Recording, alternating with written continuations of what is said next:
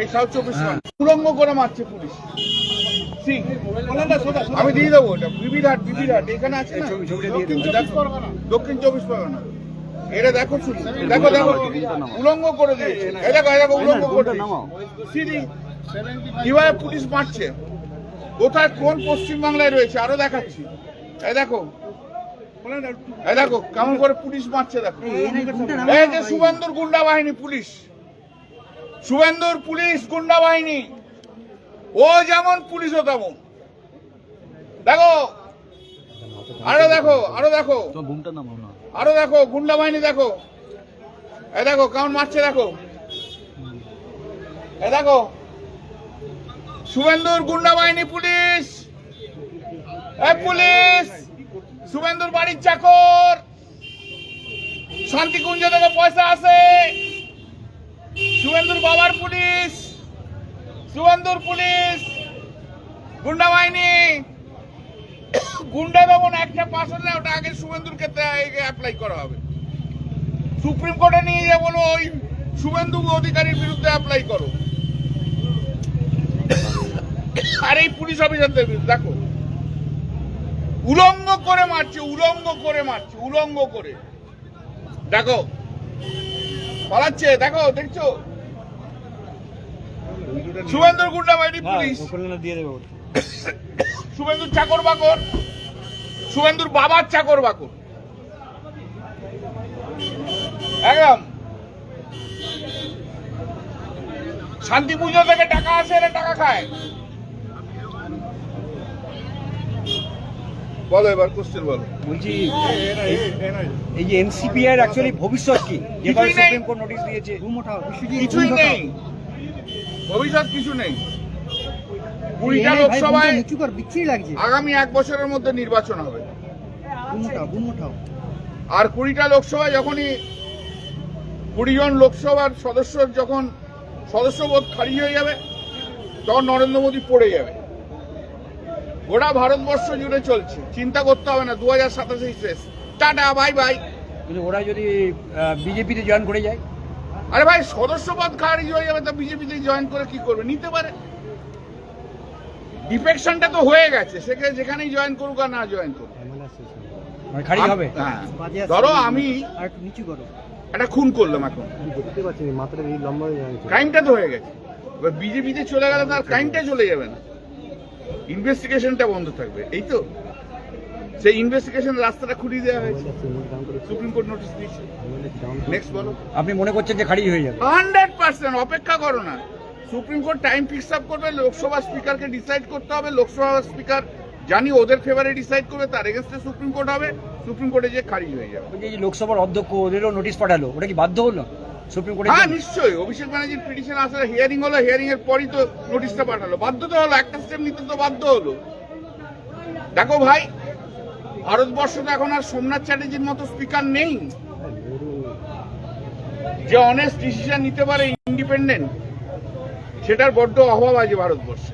তো ওখানে যদি ওদের ভবিষ্যৎ খারাপ হয়ে যায়, এখানে ঋত তৃণমূলের ভবিষ্যৎটা ওদের তো কিছুই নেই, ওটা তো পচা, ওকে তো টেম্পোরারি করে দিয়েছি। আমাকে তো ওই দিল্লি থেকে এলাম, দিল্লিতে বিজেপির নেতা বলছে, দিল্লিতে বিজেপির অন্যান্য স্টেটের এমপিরা বলছে, अरे दादा क्या कर दिया, ये पहली बार देश में कोई ऑपोजिशन लीडर टेम्पोररी होता है, टेम्पोररी लेबर होता है जानते हैं, लेकिन टेम्पोररी ऑपोजिशन लीडर तो पश्चिम बंगाल में पहले बार आप कर दिया। क्या करेगा आपका बीजेपी का, आपको शुभेंदु अधिकारी चीफ मिनिस्टर है तो क्या है, बोलो वो भी टेम्पोररी है।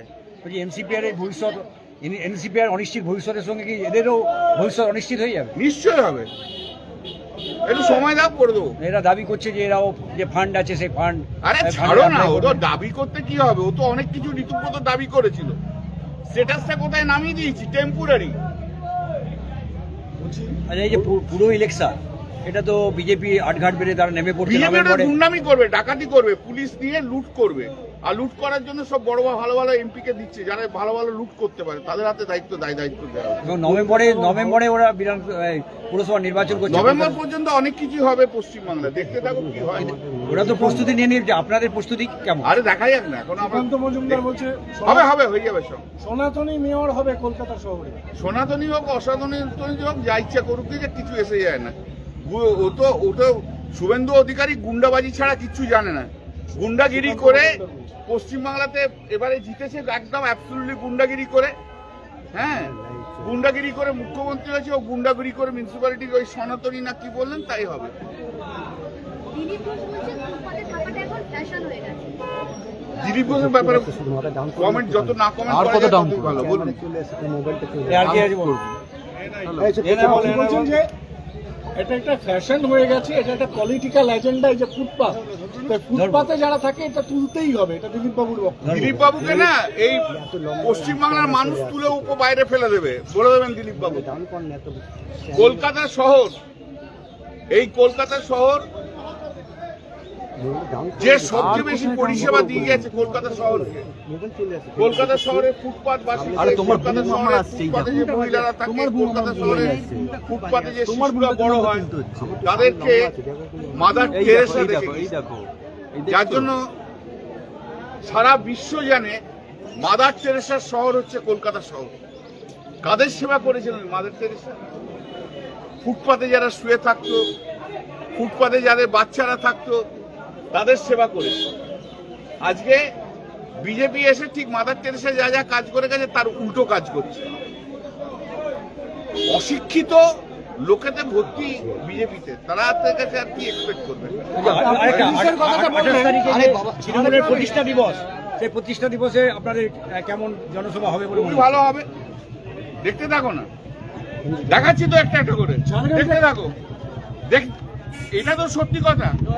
ভারতবর্ষ কেন, সারা বিশ্বে কোন সরকার নতুন তৈরি হওয়ার পরে এত তাড়াতাড়ি তাদের গ্রাফ নাবে না। এটা তো পশ্চিমবাংলা হয়ে গেছে। শুভেন্দু অধিকারী 100 দিনে সেটা তো প্রমাণিত হয়ে গেছে।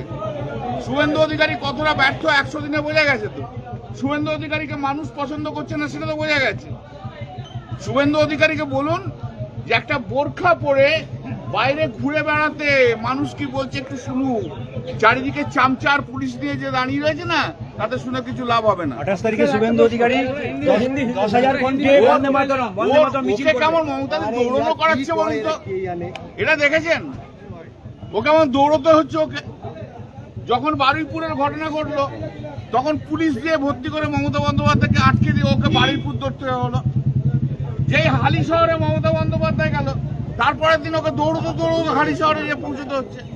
যেই মমতা বন্দ্যোপাধ্যায় ফেসবুকে বলল যে এই মহিলাদের আমি দায়িত্ব নেবো, মহিলাদের এবং ছেলেদের দায়িত্ব নেবো, সঙ্গে সঙ্গে ওকে দৌড়ে ওই মহিলাকে নিয়ে আর বাচ্চা কেমন দৌড় খাওয়াচ্ছে বলুন তো। একদম পুরো দৌড় হচ্ছে শুভেন্দু অধিকারী। মমতা বন্দ্যোপাধ্যায় বেরোলে ও দৌড়তে আরম্ভ করছে, মান মান মান মান মান মান মান মান ঘর ঘর ঘর ঘর ঘর ঘর ঘর ঘর ঘর। শুভেন্দু অধিকারী ঘুরছে, যেই বারুইপুর যায় বলছে পুলিশ দিয়ে ভর্তি করে দৌড়ে বারুইপুর চলে গেল। ওকে আরো ঘুরবে, ওকে ঘুরে বেড়াতে। ও বলেছিল না, ও বলেছিল তো মমতা বন্দ্যোপাধ্যায় অপ্রাসঙ্গিক। ও 24 ঘন্টা এখন শুধু মমতা বন্দ্যোপাধ্যায়কে নিয়ে চিন্তা করতে হচ্ছে। ও পশ্চিমবাংলার মুখ্যমন্ত্রী নয়, এখন পশ্চিমবাংলায় কোনো ডেভেলপমেন্টের ব্যাপার নেই। ও সব টুকটাক কাজ ওই সমস্ত চিফ সেক্রেটারি করছে।